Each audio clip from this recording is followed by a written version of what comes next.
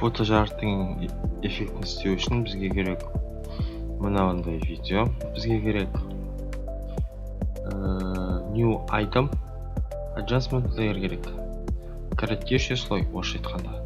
Корректирующий слой біздің настройкамыз бойынша шығады, және де оның ешқандай өзгеріссіз болады. Осыған енді бізге эффект керек. Эффект strobe light. Енді ағылшынша айтқанда осылай болады. Жазылуы осындай болады. Экранды сіздер көресіздер. Strobe light.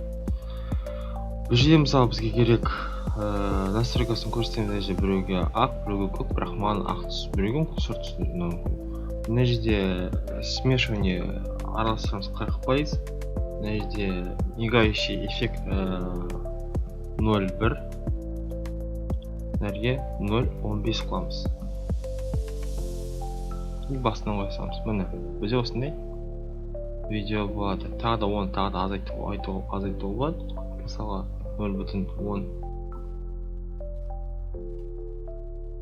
Бірақ ол бізде көрінбейді.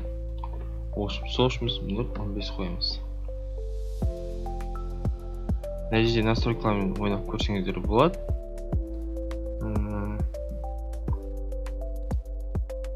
Көрдіңіздер?